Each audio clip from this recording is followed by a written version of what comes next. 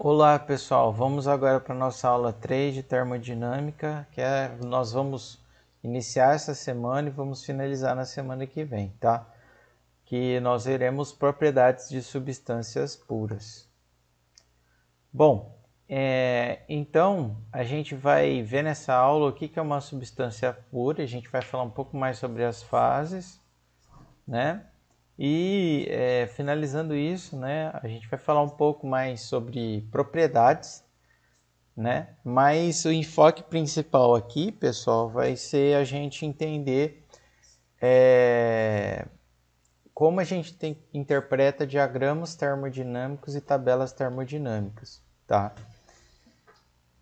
Bom, então a substância pura, pessoal, a definição dela é basicamente essa aí que está em cima. É uma substância que tem composição invariável e homogênea, tá? Como assim homogênea? Homogênea é que ela está misturada, né? Por exemplo, se eu pegar água e misturar com óleo, eu não tenho mais uma mistura homogênea, porque claramente eu enxergo que o óleo separado da água, tá? Então eu tenho uma composição diferente no óleo e uma composição diferente na água, tá? Aqui, pessoal, por exemplo, nós temos um cilindro pistão e dentro do compartimento dele aqui, né, do volume, nós temos diferentes fases, né? Então, por exemplo, aqui nós temos gelo, aqui nós temos água líquida, aqui nós temos vapor d'água, aqui nós temos água líquida mais gelo e por último nós temos água líquida mais gelo mais vapor d'água, tá? Nesse caso, em todos os casos aqui, pessoal, nós temos uma substância pura. Por quê? Porque em todos os casos aqui, a substância vai ser o quê? A água, né? H2O. Então, gelo é o quê? É H2O. A água líquida é o quê? H2O. Vapor d'água também. E a composição não varia, tá? Você fala, não é homogêneo a água líquida mais gelo? É sim. Por quê? Porque a composição é invariável, né? Ele se mistura a água líquida e o gelo, né? A água líquida e o gelo vapor d'água, eles podem se misturar, tá? É diferente do que a gente tinha água com óleo, né? Eles não se misturam, já a água líquida e o gelo, sim. Então, não significa que eu tenho mais de uma fase, é que eu tenho várias substâncias puras. Para identificar uma substância pura, basicamente, a composição não pode variar, tá? Da substância ali dentro, tá? E eu não posso ter uma mistura não homogênea. Aqui, por exemplo, nós temos o caso oposto. Então, na situação A, nós temos o ar, e na situação B aqui, né, nós temos o ar, só que esse ar ele é submetido, né, a um resfriamento de tal forma que o oxigênio começa a se liquefazer. Então, o que acontece? É que nós temos uma substância pura, no caso da B? Não temos. Por quê? Porque aqui, ó, aqui eu vou ter um ar com uma quantidade menor de oxigênio, aqui no 1, e no 2 eu vou ter só oxigênio. Então, eu não posso tratar, né, o fluido que está aqui dentro como uma substância pura, tá? Mas sim como uma mistura, tá? Então, os conceitos que nós vamos ver daqui para frente, tá? Até o final da termodinâmica 1, vai ser considerando que nós estamos lidando com substâncias puras, tá? Ok? Lá em termodinâmica 2 vocês vão ver o que ocorre quando nós temos misturas. Bom, as fases, pessoal, do ponto de vista de termodinâmico, são três, tá? Que é o líquido subresfriado, o líquido comprimido, ou seja, quando nós temos só água líquida. Nós temos o vapor superaquecido, que é quando nós só temos vapor d'água, tá? E nós temos o que? a saturação, que é o conjunto água-vapor, tá? Que é quando eu tenho uma mistura de água e vapor juntos, tá? A gente fala saturação, pessoal, para esse caso, mas pode ser qualquer caso em que nós temos duas fases em comum, tá? Então, na termodinâmica, nós basicamente vamos... Existem mais fases? Existem. Mas, basicamente, nós vamos lidar, na maior parte dos casos, somente com essas três, tá? Então, água líquida seria o quê? A água normal, igual sair da torneira da casa de vocês. Vapor d'água seria o quê? Seria como se você pegasse ali o vapor que está evaporando e estivesse analisando somente ele, né? E aí ele vira o vapor d'água superaquecido, vapor superaquecido. E se a gente pegar, por exemplo, lá igual vai fazer um café, você fecha ali o bule e aí começa o quê? A evaporar a água em forma de vapor. E aí você tem água líquida e vapor na parte de cima, nós temos a saturação, a fase de saturação, tá bom? Bom, um outro fato importante, inclusive que perguntarem na primeira aula, eu não lembro quem foi, é que existe uma relação direta entre a temperatura e a pressão de saturação. O que significa, pessoal? Toda vez que vocês ouvirem falar temperatura e pressão de saturação, isso significa que é a temperatura e a pressão no qual está ocorrendo o quê? A mudança de fase, tá? Então, se está falando de saturação, nós temos mudança de fase. Ou seja, por exemplo, a água líquida pode estar evaporando ou o vapor d'água pode estar se liquefazendo, tá? Então, quando falar pressão e temperatura de saturação, é a pressão e temperatura no qual está ocorrendo a mudança de fase, tá? E veja que nós temos uma relação direta entre essas duas variáveis, tá? Por exemplo, a gente sabe que se a gente tiver na aproximadamente pressão em ambiente, qual que é a temperatura que a água vai evaporar? A 100 graus, tá? Só que, por exemplo, pessoal, se eu conseguir pegar a água, por exemplo, canalizar, né? Põe ela numa tubulação e aumento a pressão dessa água, ela não vai mais passar a começar a evaporação a 100 graus. Isso só vai ocorrer a uma temperatura maior. Por exemplo, aqui, ó, para aproximadamente 5 vezes a pressão ambiente, tá? Deixa eu só marcar aqui. Essa é a pressão ambiente, tá, pessoal? Aproximadamente 1 atm, tá? Ou 101,325 kPa. Então, para aproximadamente 5 vezes, ó, o que acontece? A temperatura em que vai iniciar a evaporação da água vai ser somente a 150 graus Celsius, tá? E o mesmo ocorre se eu diminuir a pressão. Se eu diminuir a pressão, ó, por exemplo, aqui, ó, diminuir aproximadamente quase 10 vezes. A temperatura que a água vai evaporar não vai ser mais 100 graus Celsius. Vai ser o quê? 50. Então, é proporcional, tá, pessoal? Se aumenta a pressão ambiente, a pressão da água, a temperatura que ela vai evaporar vai aumentar. Se você diminuir, ela vai diminuir, tá?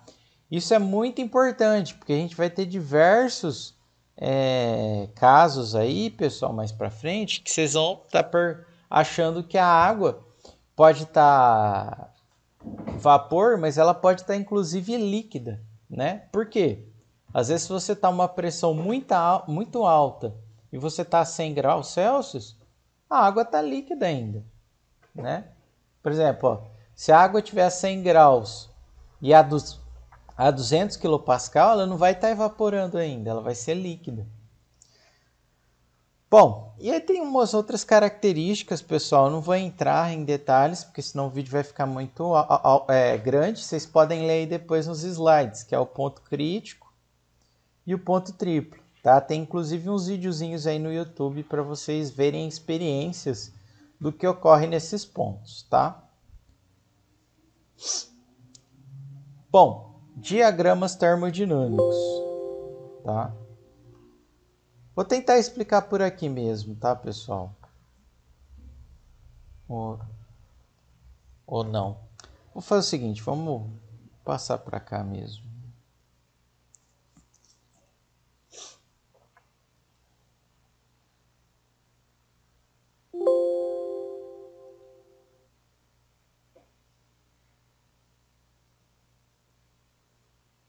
Bom, pessoal, então a primeira coisa, tá? Os diagramas termodinâmicos, como é o caso desse aqui, eles vão sempre relacionar três variáveis, tá? É o padrão.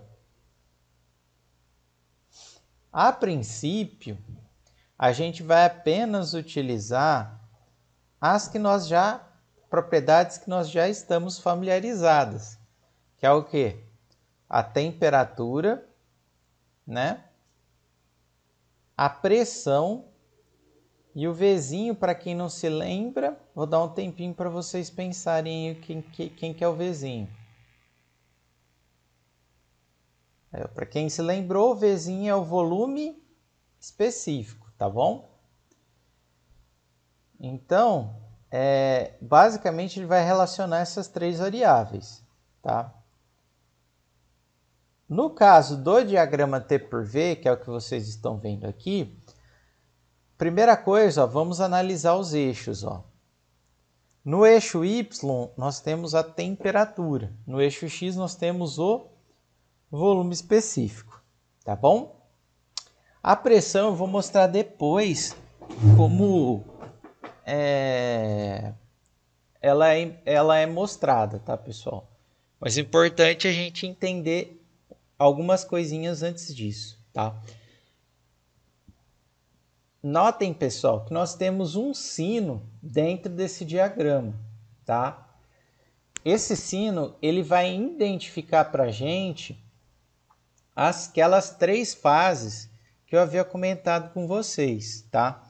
Então, aqui à esquerda, que seria nesse 1, nós temos a fase, a região de líquido comprimido, ou líquido subresfriado.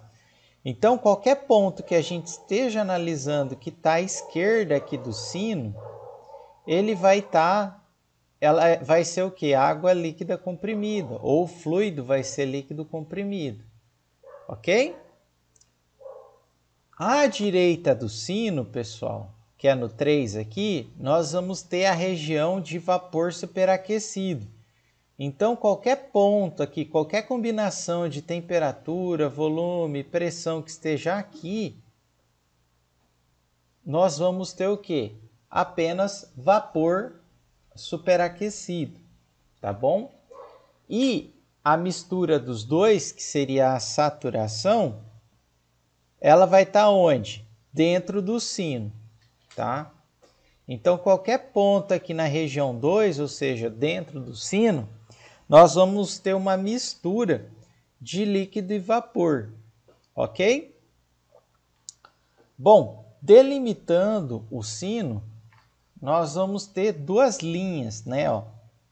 Essa linha aqui, que é denominada linha de líquido saturado, tá? Vou até colocar aqui.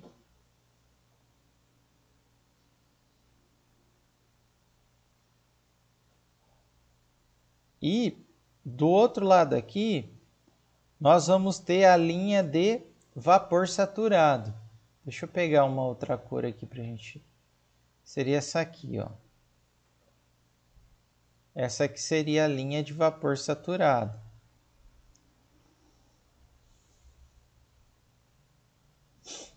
O que significa, pessoal, essas linhas, tá? Vamos começar pela de líquido saturado. A de líquido saturado, pessoal, veja que ela está exatamente na fronteira entre a fase de líquido comprimido e a saturação, tá? Então, o que ela nos está indicando? Que a partir daqui é onde começa a ocorrer o quê? A evaporação do líquido, tá? Então, qualquer ponto dessa linha aqui, ó,